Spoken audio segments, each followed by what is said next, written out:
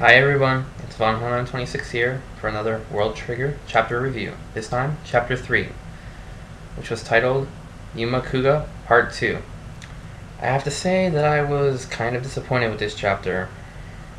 I was expecting more. I mean, last week kind of set us up for something big to happen, and it just didn't deliver this week. I mean, not to say the chapter was bad, it just didn't really move the plot forward much. I mean, a little bit. I'm hoping next week's really gonna deliver what I'm expecting it to. But that's next week, so I'm gonna talk about this week first. Basically, we just got more of Yuma proving how badass of a kid he really is. The chapter starts out with them both sitting on the school roof eating lunch, and Osama explains that he doesn't want him to use his trigger or reveal any his connection to Border, which kind of puzzles me because everyone sees Border as heroes, and Osama really gets picked on. I'm thinking maybe he might get like higher status if he revealed his connection with them. I don't know, it's probably just part of his moral code that he doesn't really think he deserves or needs the credit, but basically he's telling Yuma to like stay out of trouble, don't fight, don't do anything, just try to blend in. And that's pretty much the one high point of this chapter, how horribly bad Yuma is at trying to blend in. The more he tries, the more he stands out. He just can't do it. So the bullies from yesterday show up, and they don't seem to remember anything. And then they start picking on the first-year students that are also up there, and they hit Osama, of course, because he is the school's punching bag. And Yuma basically, once again, proves how much of a badass he is, like I said. He slams his foot into the ground, and the shockwaves hit the bully's broken foot and cause him so much pain that he just gets super intimidated. And everyone can feel the shockwaves. It's not like only that guy can feel it. And they all take notice of it. And yeah, blending in doesn't seem to work out for this kid. We do, in fact, though, learn one thing that I found interesting. It's that apparently Border sifts through people's memories and kind of alters them so that they can't remember certain details that they want to keep secret. Osamu explains this to us, so I don't know what to make of that. Seems kind of shady to me. I mean, do the citizens really feel safe with them around like they claim, or have they manipulated them into thinking that they're really more safe than they are? I don't know. The Border seems mysterious still, since we haven't actually seen much of any other members. We don't know anything about their characters.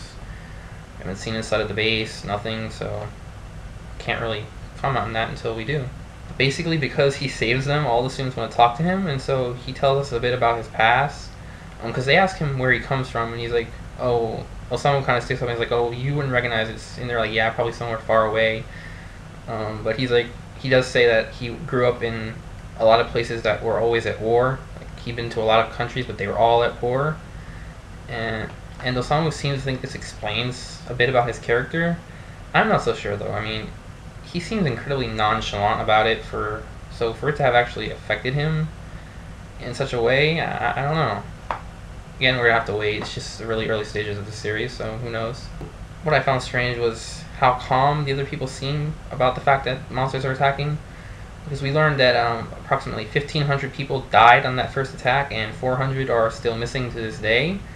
And yet they're perfectly happy and feel safe that Border's protecting them. They're like, yeah, Border! And one of the kids wants to join Border. I mean, it's weird. Because apparently they reveal that the neighbors can only appear near the Border base because of what the Border members had done by analyzing the technology, so they can only appear there. But still, so you're feeling safe because a monster doesn't know how to cross the street? Apparently they think that can't happen, but they're of course wrong, because two creatures appear suddenly out of nowhere at the school, not near the Border base, at the school. And everyone goes into a panic, of course. Yuma identifies these two as creatures called marmots. Marmots, so whatever that is, weird name. Now, the south side of the school is attacked before they can really evacuate, and all the students are like trying to run away, but they can't. And Osamu, who has up to this point pretty much tried everything he possibly could to keep his identification with Border secret, says he's going to go stop the creatures and save the students. Now this again, I think, brings up the fact that he has this moral code that he has to do what's right, even if it's detrimental to his own well-being, because apparently he doesn't want people to know that he's a member of the Border. But if he goes and uses his trigger, they're going to know, and likely that Yuma's gonna jump in with him, and then they'll know about him too, which is apparently what he doesn't want. Now, I think one of two things could happen next week.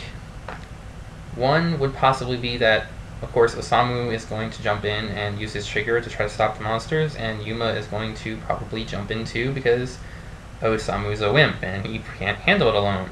The second option I see, and the one I kind of hope could happen, is that the other members of Border are going to show up, and we're finally going to get to see them in action and learn a bit more about their characters.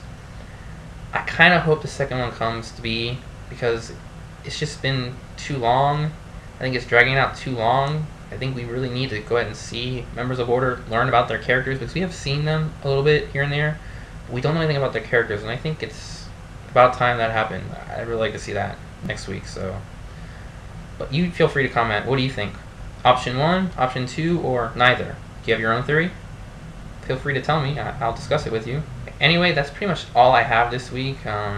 Like I said, kind of disappointed, but it can only get better next week, hopefully. I'd really hate to see the series get canceled, so I'm hoping it picks up, because if it keeps going like this, I don't see it surviving, and that would be a shame. Anyway, that's all I have. Thanks for watching, and I'll see you next week.